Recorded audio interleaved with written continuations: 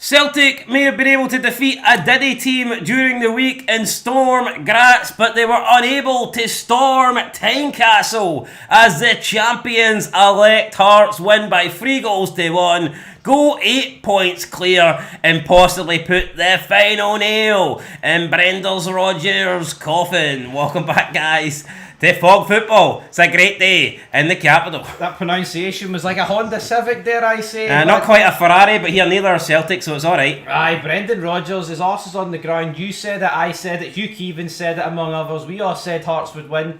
I went 3-0. I went 3-0. A variety of score lines, but the reality is we got there in the end. What was your scoreline prediction? I went 2-1. I went 3-0 and Hugh Keevans went by 3, so yeah, we're all pretty close.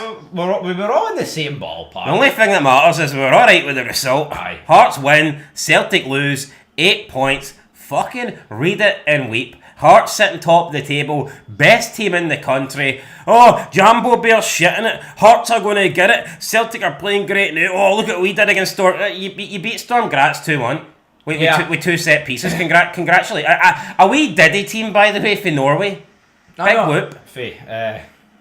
Austria. Any point, doesn't matter where they're for. They're no for Edinburgh, right? Because see, when Celtic come to Edinburgh, the Maroon side, they can't win. They don't get the victory. They don't get the 3 points. Back down the road. Yeah, up the road. I'll be honest. Across the road. As great as this is for Scottish football, I'm jealous because I look at Hearts and they're everything that Rangers should try and be. They sign a Scottish manager, correct investment, with the correct signings, with an actual structure. Jamestown Analytics. That's what I want, but... what would you rather? Jamestown Analytics or Felwell and Friends? I'd rather Thomas and Friends Rangers, to be honest, man, but we've got Telwell. More on Rangers later. Yeah, Rangers got the opportunity to close the gap to 5, but what about Celtic, man? I labelled it an injury crisis on Friday morning. I get called a liar. Where are those people now? Where are you? Wee Matty the second. Never Matty the 8 points behind. Never mind an injury crisis. It's a crisis in general. No, seriously though. It's a crisis in general. How was I called a liar for saying that the likes of Maida, Ian Atchell, Johnston and Carter Vickers were out? 4 guys that are the best in all their positions were out, and that wasn't an injury crisis. Well, looking at Dade Murray, the likes of Donovan, looking up front and looking at the winger situation, it looks like it is a bit of a crisis there. Oh, absolutely. And what about the dugout? Look at the league table, it's a crisis. 8 points behind. I said, when is the question going to get asked about Brendan Rodgers getting the sack? Because if he was 8 points behind Rangers, there's almost a case he would be sacked. Right? Oh, yeah, but can you not make the case it's worse? Being 8 points behind Hearts? It is, but I know some people... I think it's just due to the obsession between both clubs. I know, I get that. That is part of it, and I also think that another part would be that most people would claim, yeah, well, it would be harder to claw back an 8 point gap on the other side of the Old Firm, but not the way we're seeing Hearts play. I mean, Hearts are playing just as good as any Celtic or Rangers team have it in a long time. No, a lot of factors. This is the best we've seen a non-Old Firm team, honestly, in decades, and it's the worst we've seen. I would say it's the best non-Old Firm team since the Hearts 2005-06 season with Mad Flad in charge.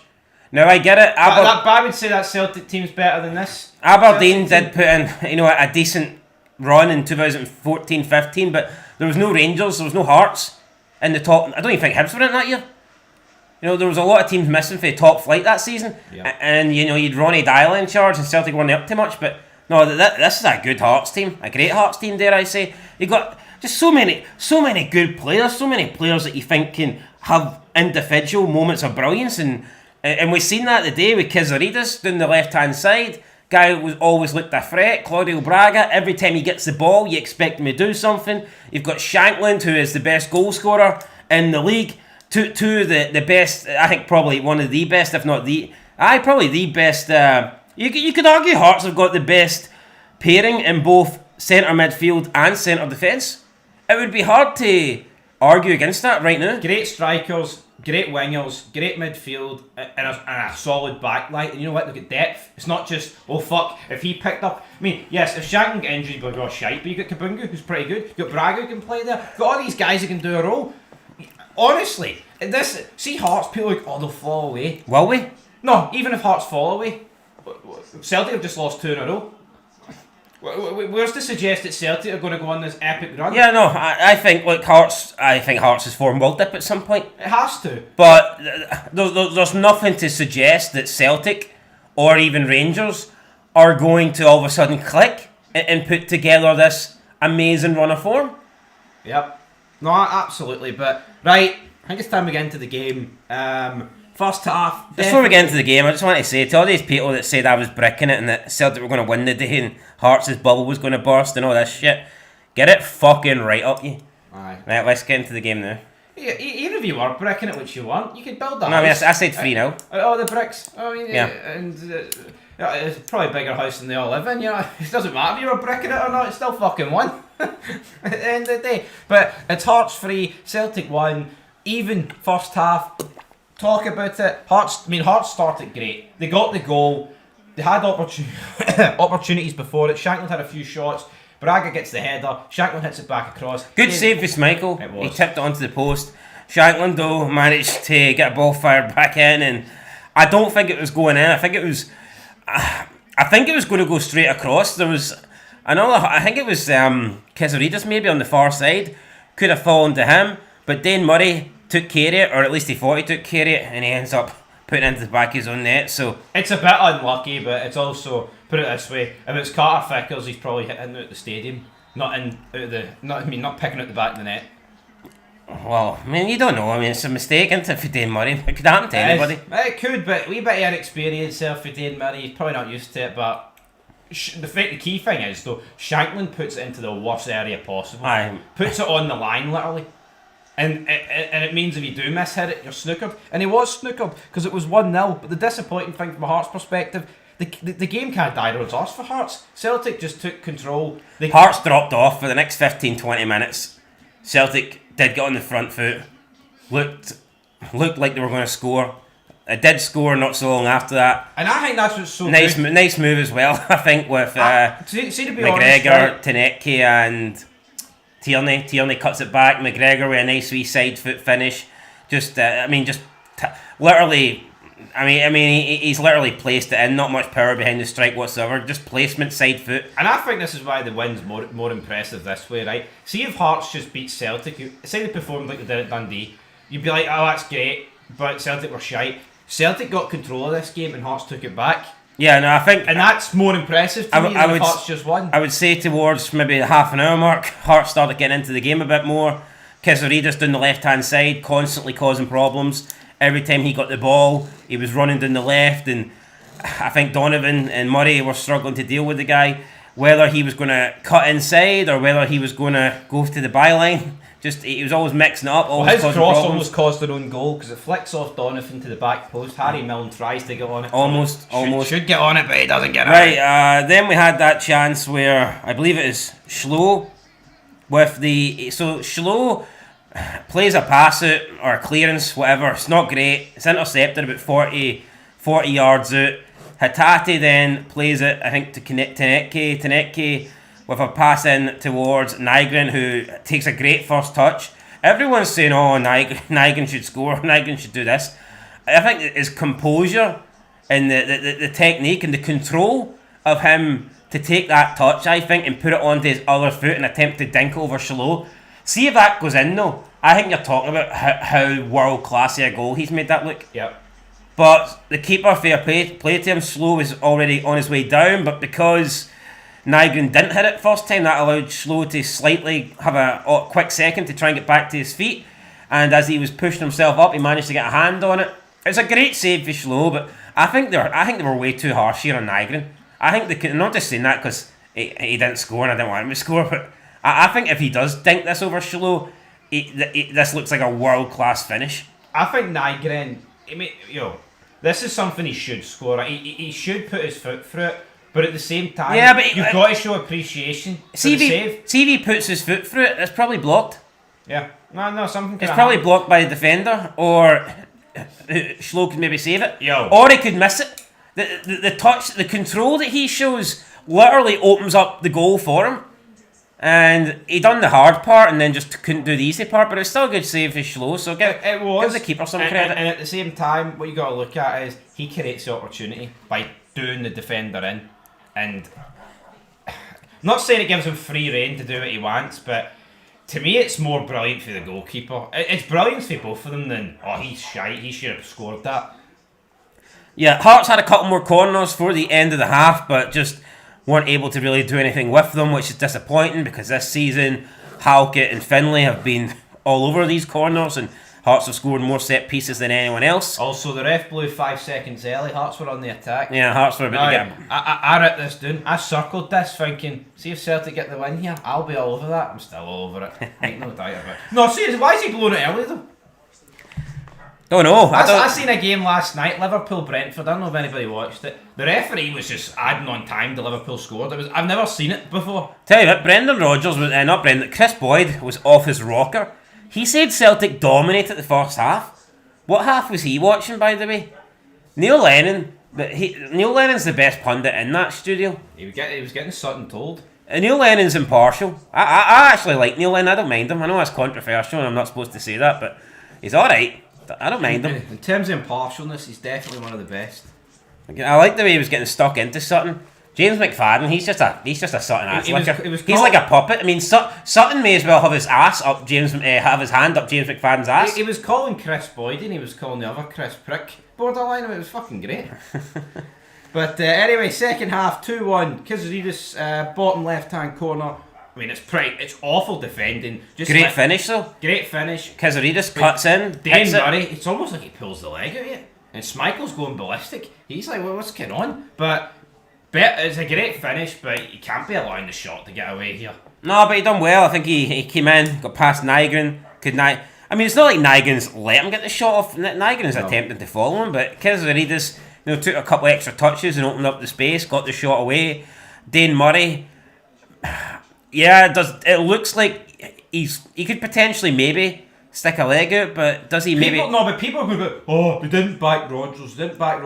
They gave Rodgers a £6.5 million centre-back last season. And Rodgers didn't trust him? Literally. Didn't they trust Trusty? Pun intended. Yeah. We've seen enough of Trusty to suggest that he's better than Dane Murray. I think we would agree. Although I did see Dane Murray play like a game a few weeks ago or a month ago and he looked alright. Who was that against? I can't remember, it was a while ago. But he didn't look alright today, that's all that matters. Anyway, penalty on Braga. Yeah, but you know what? Do you think Schmeichel is overly angry here just so it makes up, so people take the attention off him? Oh, what do you want him to do with this goal though? Well, not a lot, because it's placed into the bottom corner. But I think Schmeichel's shite. No, but that's why he's fuming, right? It's not like the guy was marked and he still put it bottom left. They gave him all the time in the world to put it bottom left, and that's why he's angry. So I feel Schmeichel's pain, and it's fucking delicious. Anyway, penalty on Braga. Who brought him down? Was it Dane Murray? Dane Murray again, aye. So Dane Murray's had a bit of a shite. Yeah, Dane Murray not having a great game. I mean, but Chris Sutton hanging on to far by his coattails here. I don't know. I know you weren't. I don't think you were overly impressed with him. I think Braga's great. It's like, I think his ball control. It's almost like, I feel like when the ball comes, it's like a magnet. I think his control. No, he was good, but I thought he was still quiet. See, any time a ball's played up to him, whether it's to his feet or whether it's to his head or his chest area, I think his first touch is great. He always seems to bring the ball down, and he's got close control. And I'm not going to say he's like Lionel Messi, but if I had to compare one player in Scotland, if you say to me who's the closest to Lionel Messi, I probably would go with Braga. He floats.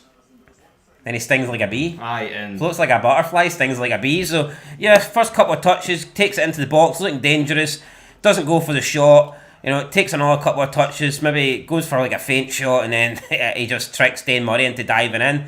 Dane Murray doesn't get the ball, clips him, Braga goes down, we get a penalty check, and eventually the penalty is confirmed. It took a while, but I mean, I think it was always going to be a penalty. Look at the way Tony Bloom's getting on with Hearts fans, and then compare it to the Tellwell and friends. Yeah, Tony Bloom looks like he genuinely cares. I mean, they're actually chanting Tony Bloom. Well, Rangers fans chant towards Thelwell and Patrick Stewart as well. Well, it's no good chance. But Shackle makes it 3-1. Had to score. Good penalty. Schmeichel guessed the right way, but right in the bottom corner.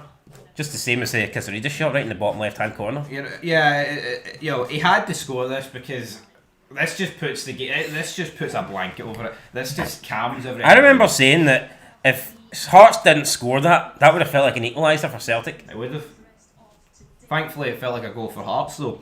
Right, we've then seen a few subs. It's funny, they pointed out how Alan Forrest doesn't even get on the bench for Hearts, but James Forrest is coming on to rescue from 3-1 down. Yeah. And I think that shows you the difference between the two teams. No, it does. Now, we're not saying that Alan Forrest has a better career than James Forrest, right? We're not saying that because obviously that's not the fucking case. But the point is, in 2025, you can clearly see one direction the Hearts are going in and one direction that Celtic are going in, and it's relying on a guy that's best years were about a decade ago.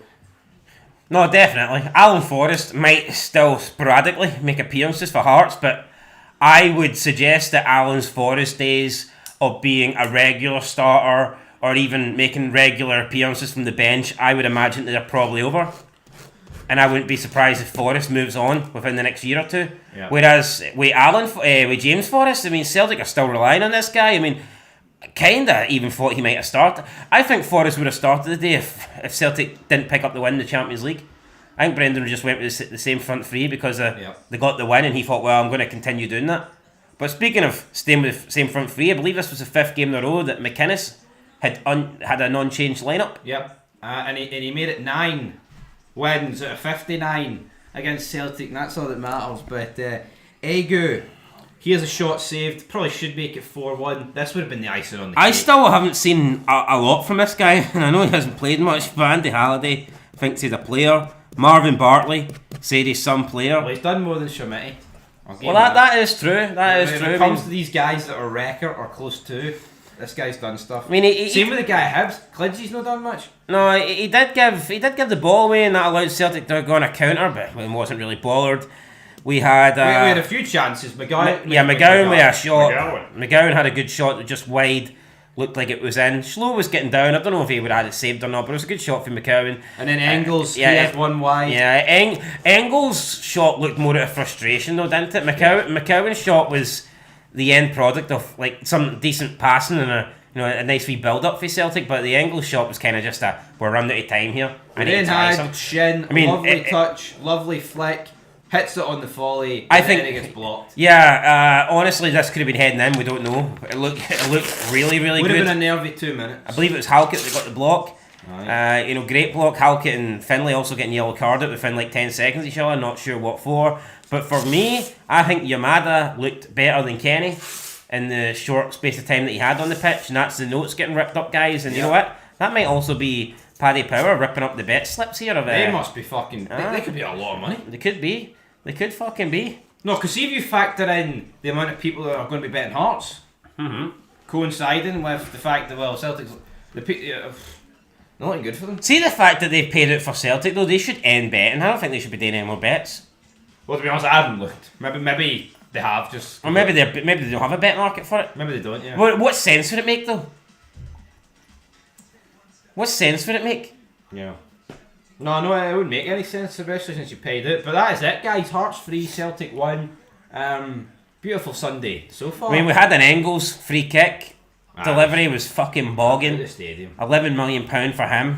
Not good. But like I said, what was the passing like as well? Some of the passing scales. He had a few passes that were just thought Hatate was poor. McGregor poor. I mean, everybody was pretty poor in the game. Based off the 11 though that Celtic put out, it did have an element of like Hearts need to win this because that's a weak Celtic backline, and they did, and they passed it with flying colours. Another test passed, and next week, midweek, obviously, who do Hearts play midweek? St Mirren. Away. Yep.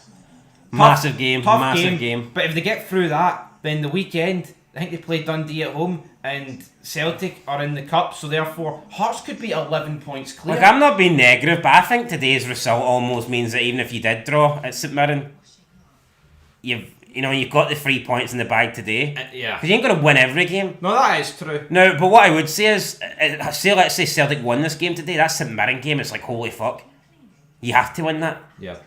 No, I'm not saying that. I'm not saying that Hearts shouldn't be looking to beat St Mirren, but I think going 8 points clear gives them, it takes a bit of pressure off them. But if Hearts can win their next two, they're guaranteed to be at least 11 points, at least. And that going into an international break. Honestly, that international break. see, That international break could be the worst thing to happen to Hearts. So. See, we could be looking at a situation. I mean, that Old Firm semi-finals must win anyway for both clubs. We are looking at a possibility that Brendan Rodgers loser gets sacked. They'll sack him. Yeah. I know Danny Rowe. People are going to be like, no. If Danny Rowe loses the next 2 games and then goes into El Sacchio's right, could be looking at 2 new Old Firm managers coming to this international break. Although I don't think Danny Rowe's. I mean, if you had to pick one to get sacked, I'd have to go with Rodgers just due to the fact that Danny Rowe's literally in the job. But let's look at some of the stats then. So Celtic had more possession, 65 to 65%. But in terms of shots, Hearts had 12 to Celtic's 8. And in terms of shots on target, they had 7 to Celtic's 2. Touches inside the box, Hearts had 37 to Celtic's 21, so almost double. Schmeichel had more goalkeeping saves to make. Just in general, I think Hearts were the better team. Looked more dangerous. The worrying thing is that Celtic just didn't commit in the second half. They didn't even begin to play. They began having shots when they were 3-1 down, and that's pish. You can't be doing that. True, but I do think Hearts ended the first half stronger team as well. They did. No, they did. So over the course of the game, Hearts definitely deserved the win. Don't think many people can dispute that. First half was even. Second half was all Hearts, and what that leaves you with is a pretty nice jam tart. So, Hearts 3, Celtic 1, beautiful Sunday. So far, may I add, Rangers have the opportunity to close the gap to 5 points. What have Hibs got the chance to? We've got some comments here, and we'll read them in a minute. But guys, if you want player ratings, here's the deal. Give us a super chat. Aye. One super chat. There must be some happy Jambos out there. One super chat, doesn't care how much. And if you want to see all the Hearts players get 10s and all the Celtic players get 0s. A super chat, that's all it's going to take. That's the price of admission. Aye. Pay it and get in. Aye. We're not asking for 8 rising to 10 million for Shimity. We're asking for a Honda Civic. We're just asking £2, mate. £2. £2. If you want to add a 0 to it, by all means do it. Right, what? That'll buy a wee. What's Brendan Rodgers That'll buy a wee ornament for the West Wing. Say? Right. Well, first of all, we'll talk with. We'll listen to Shankland and Cammy Devlin. I believe that Devlin got man of the match. I would get it to Kyrgios. I think it was Devlin that got it, but I'm not entirely sure. Either way, Shankland had the following to say, quote, whether we're sitting in the table... Whether we're sitting in the table or what? What's Lauren Shankland? Where we're sitting in the table, we've earned that. You need to be at the top of your game to get a result, but I'm really pleased with the performance. We've had a terrific start to the season. We just need to keep looking to pick up the 3 points and keep doing what we're doing, end of quote. And Devlin says, quote, we were so disciplined the whole game, we stayed narrow, we stayed compact. It was tough.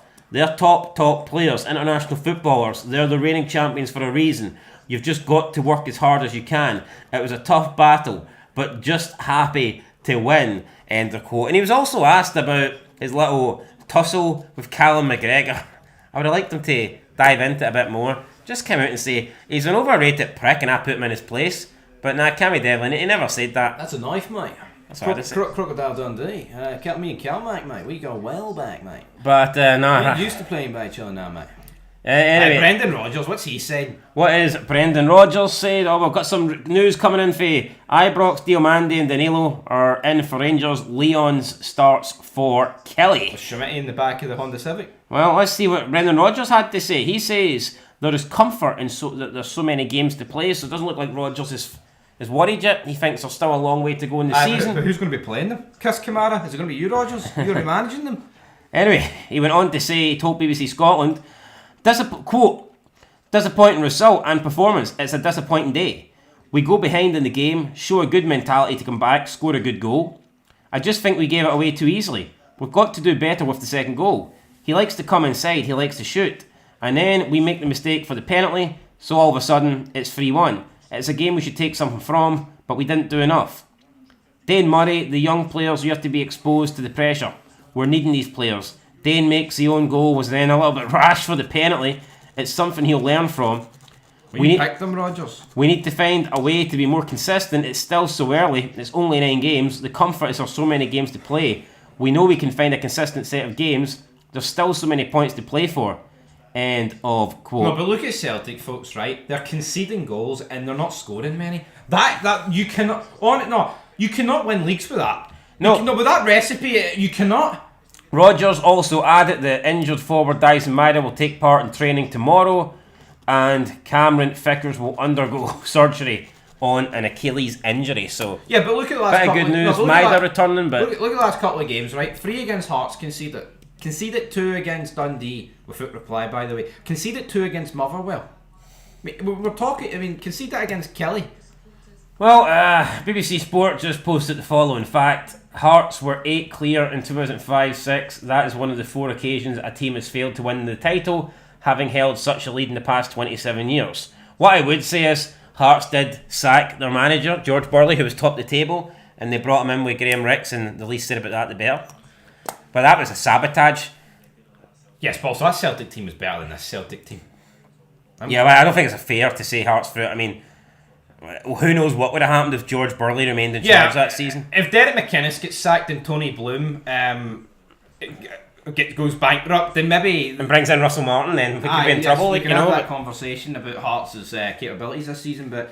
Now, yet to hear from Derek McInnes. So I think we'll just leave that for the fans react. I mean, you think he's on the drink? Derek McInnes. I wouldn't blame him. I'd be on it. He went round every Celtic backroom staff and shook their hands. So I mean, well done. I don't think he'd have done that if they lost. But anyway, we're away to watch Aberdeen Hibs and rip the piss out of Celtic some more. So until next time, peace.